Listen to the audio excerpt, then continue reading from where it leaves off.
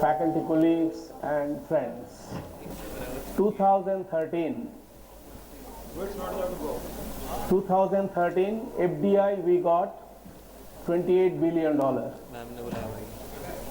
And the amount of money which went out from the country, $83 billion, illegal money. So we got back $28 billion and we sent out $83 billion. What was the method adopted? Under and over invoicing.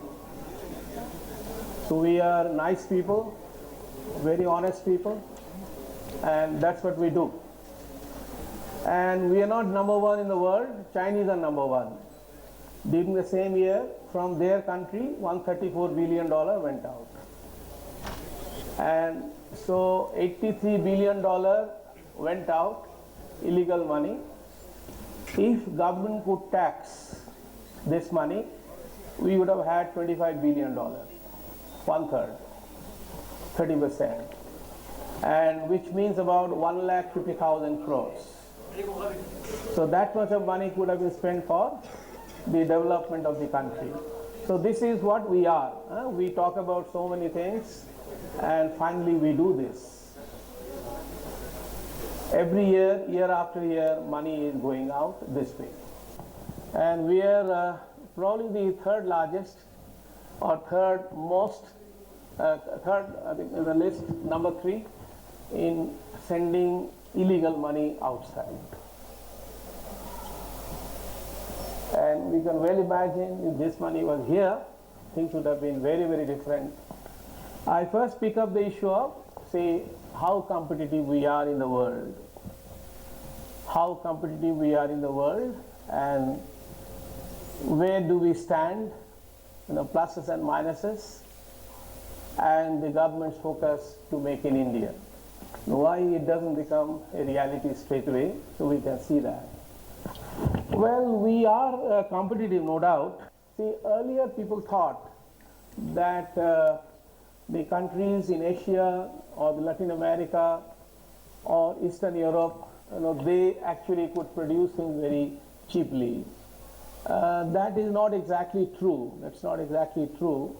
If you take the manufacturing cost index as 100 and 100 for USA, then above 100 there are 17 countries and below 7. These 25 countries do 90% global trade. 90% of the global trade done by these 25 countries. So out of which you can see most of the Europe is actually Australia. See, Australia is the most costly place. BMW has decided to close down their plants. Toyota also decided to close down their plants.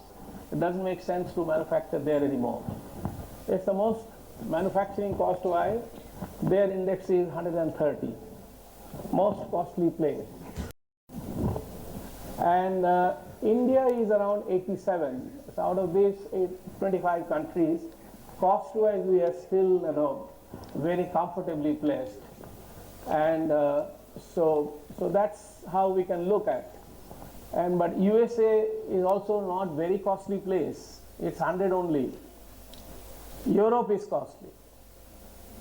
Europe is very costly, and that you can see over there. Most of the European countries are there, and we can these 25 countries who actually provide 90% of the global trade, who take care in manufacturing items.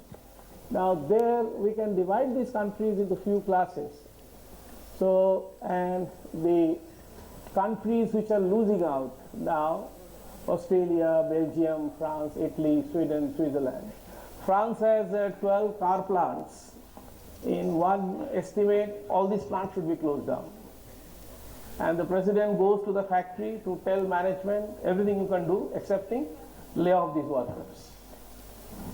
They are not competitive anymore. Anyway, now, so some of these countries are there. Now, India is okay. India, Indonesia, all these countries are okay.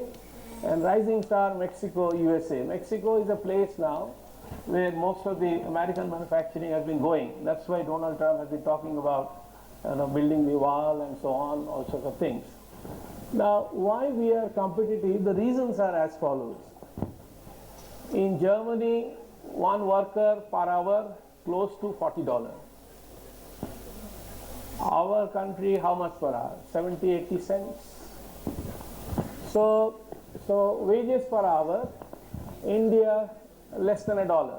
China also almost similar, less than $1. Switzerland, Germany, etc., $40. In Germany, 6 weeks of leave is assured. 6 weeks of leave assured. Labor productivity here, of course, much lower. Developed countries have almost 6 times, with the median value about 4 times. Electricity cost is also very low. I've given Russian figure, which is low. We also, compared to the developed world, we are pretty low. And exchange rate, we have advantage, because as I said that we have been continuously depreciating. So, however, we have many plus points.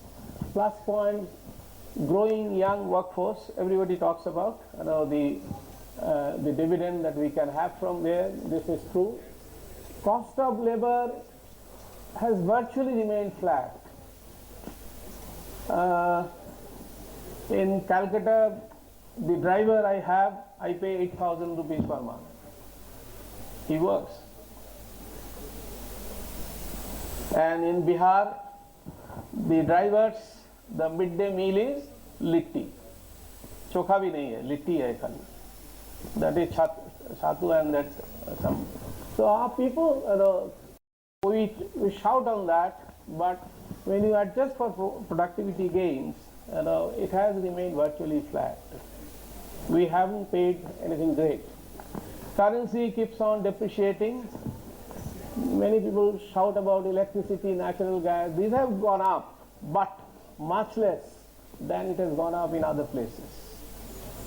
So as such, these are plus points which can be encashed. And minus points, go to the next slide. Seaport, we don't have any proper seaport. You have Bombay, all these are there, but shallow depth. Forget about oil tankers. Oil tankers anyway can't come. So we don't have proper seaport. Our all ports are transshipment ports. So nearest we go to Colombo or Singapore. And hopefully the one which is government, Adanis are trying in Kerala, or 3 major ones government is trying, hopefully there will be a major seaport. We don't have any seaport. All are transshipment. Big ships cannot go anywhere. Not even Bombay, not even Chennai, nowhere.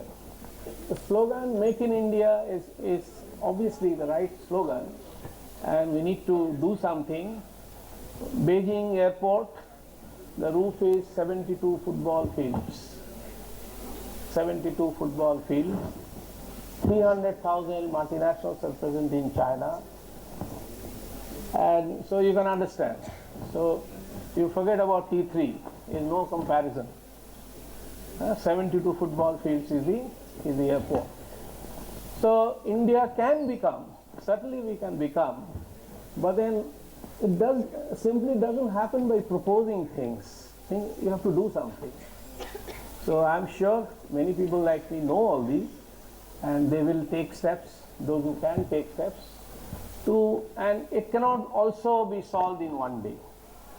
The problem that we have, it's not possible to be solved in one day, but a direction probably can be taken. So India can become a rising regional star. This is my personal opinion. We cannot become a global star. China is difficult to replicate. Gone. That opportunity is gone. I'll just give you an example.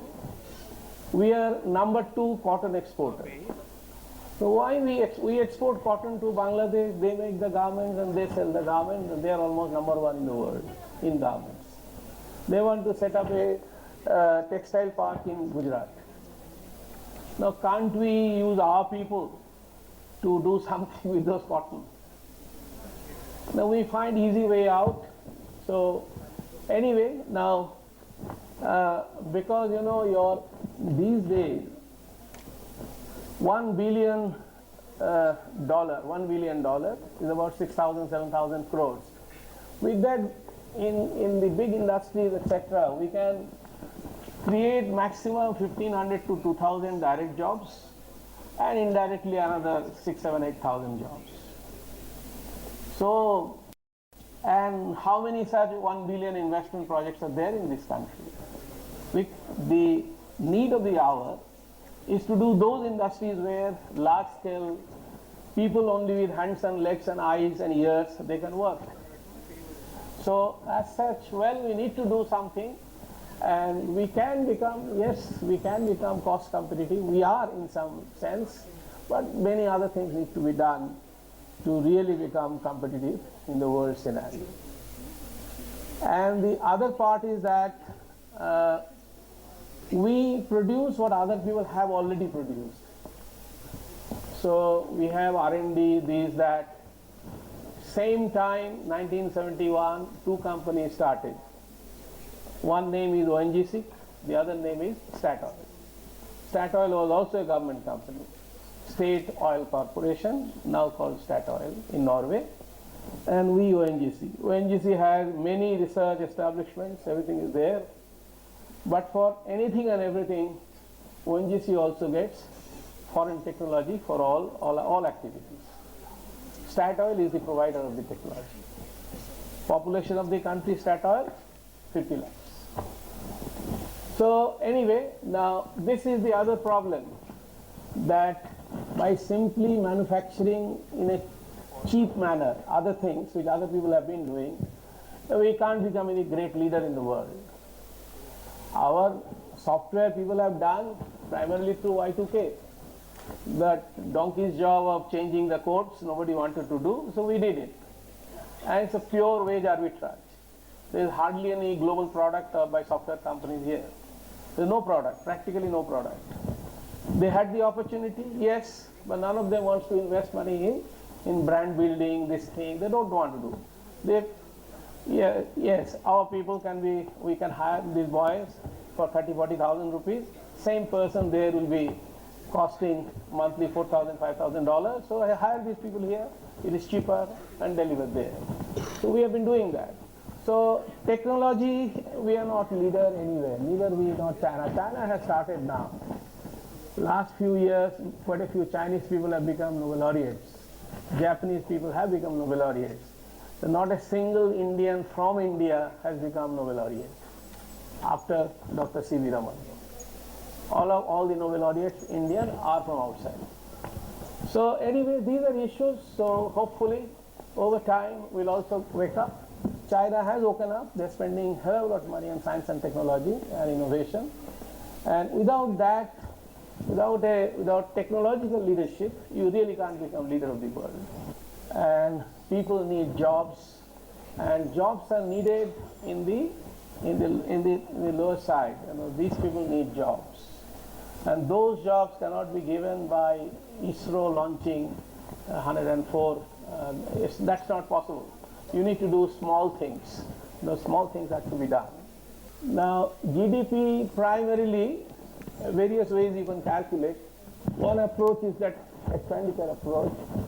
Now, various components likely to be, which will affect the GDP in 2017 financial year is private expenditure, consumption expenditure might have a weight of 60%, might, approximately, and government expenditure around 13%, and capital formation 28%, and net export we are always minus, so say minus 1%. The only point I would like to tell you here, I'm sure most of you will agree that in the month of November and December, your family expenditures have gone down. Is that right? If that is right, it will affect private final consumption expenditure. It will go down. And if that goes down with a 60% weightage, bound to have an impact, negative impact on the GDP at this point of time. I'm not saying it's permanent thing, but you obviously, FY17 will have some impact. And the reason, all of you know, that you could not spend money, and if you don't spend money, I don't get. I don't spend money, he doesn't get. He doesn't spend money, you don't get. So this is the way it goes on. So this is another thought I just thought I'll share with you, that many people ask us, will it impact I'm not going to any figure or nothing, no percentage, because CSO is already working on that. Next year, January, CSO figure will be available. So 2018, March, April, probably, or the budget speech, you will probably know the impact. That's the time the impact will be known, whether at all it impacted or there was some impact or no impact or whatever. So January 2018, this year data will be available. So the finance minister, his speech, etc., you will come to know. It will take more than 1 year now before we can know. But common experience is everybody's family expenditure went down the last 2 months. And if that is so, likely to have a negative impact. 160 countries in the world are having GST. And there are 40 odd models of GST.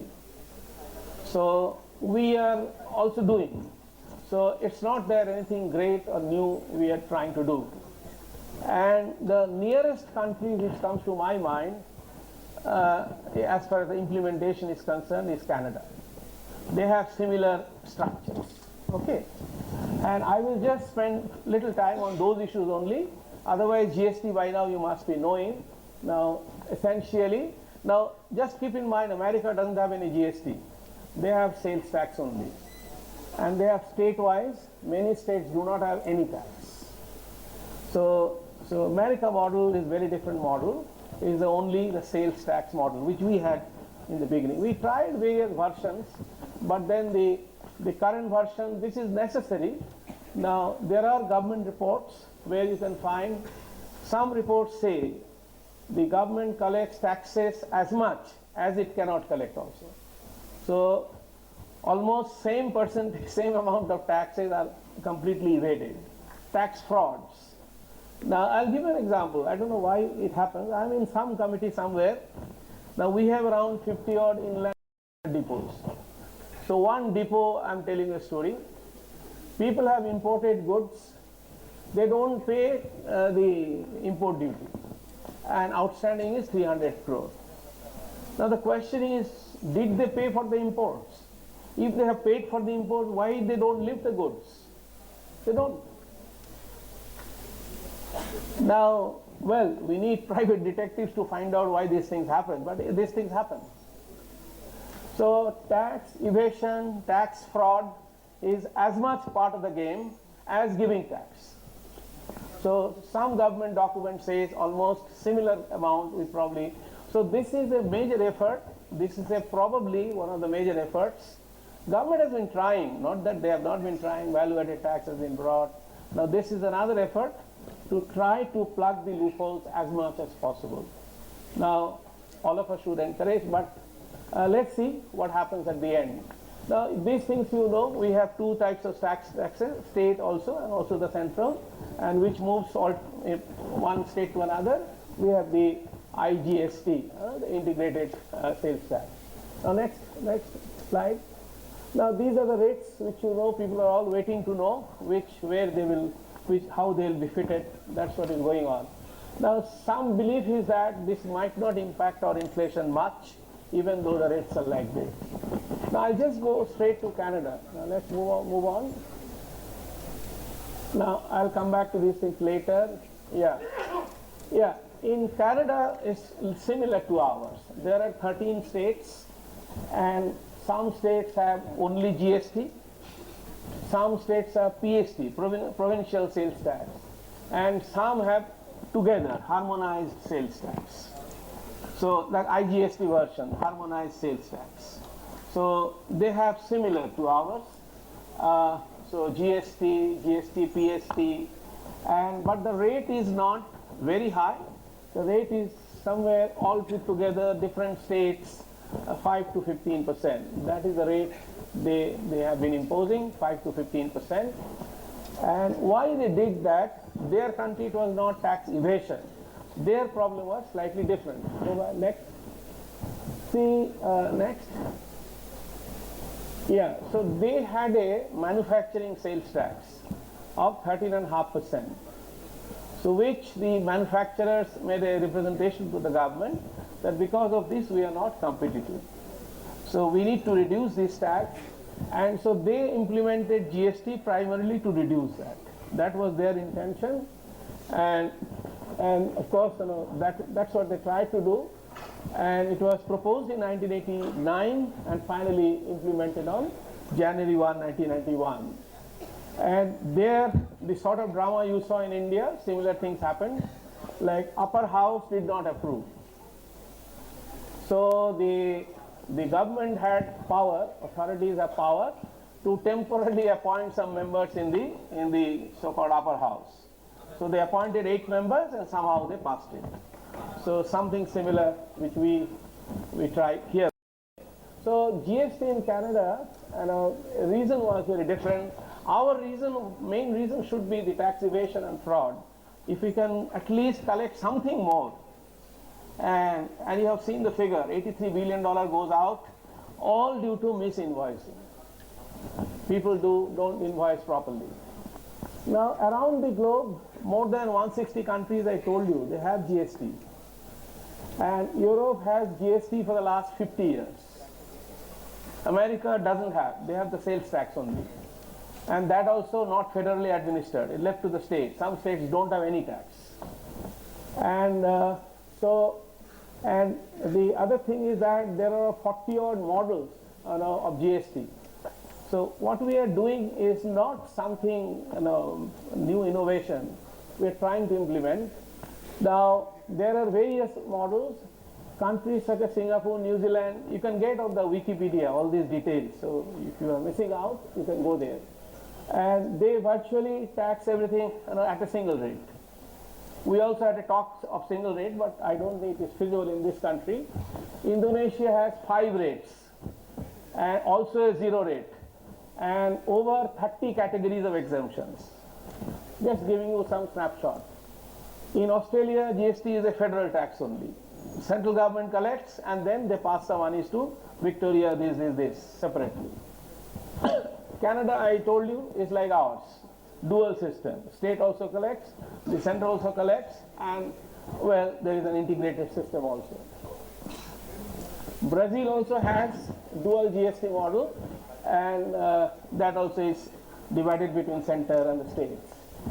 So basically, the world over, the rates are around 16-20%.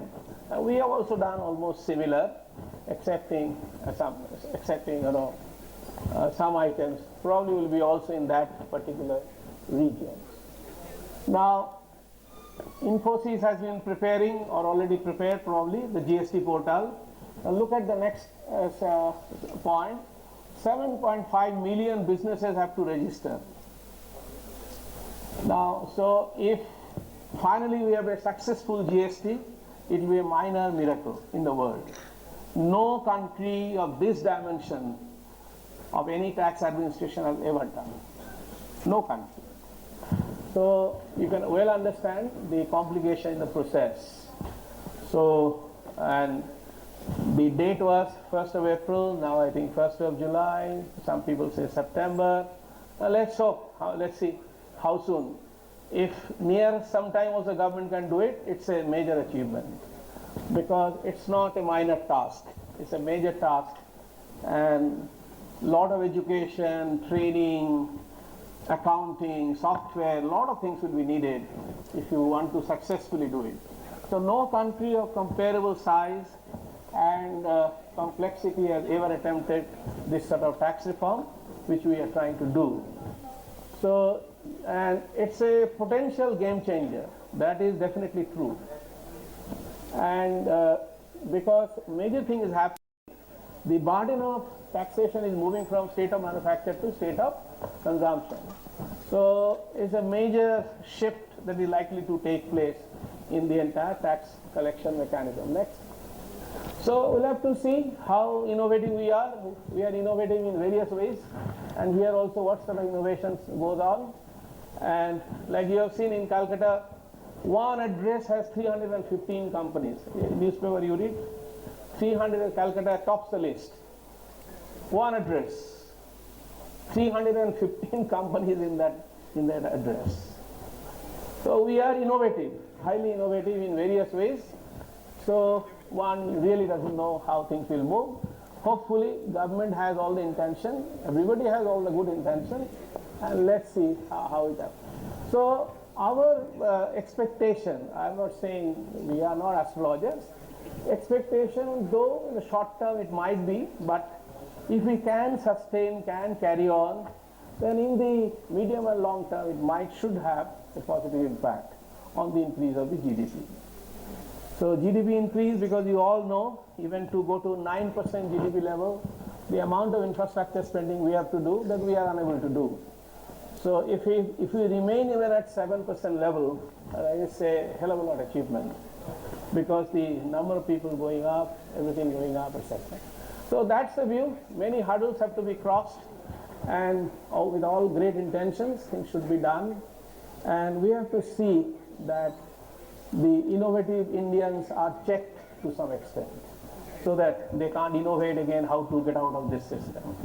With similar views, VAT was implemented, but finally we saw VAT again is creating more problems. So that is all, no major forecast, and we hope is there, you young boys and girls, in your lifetime few things certainly are going to help you. One is the population growth has come down, thanks to all people of the country. This is a major factor which has happened. And yes, many people don't have 2 meals in the country, but the number of people who have 2 meals in the country is going up. It will not overnight change, it will take time. But then it is going up, and where we lack completely in the innovation, we don't have any product in the world where we can. People are trying, but they're all trying elsewhere. NASA employs 1/3 Indians. Microsoft close to 40% Indians. So we are productive there. But Infosys doesn't have people who do any product with which they can conquer the world. They still do wage arbitrage.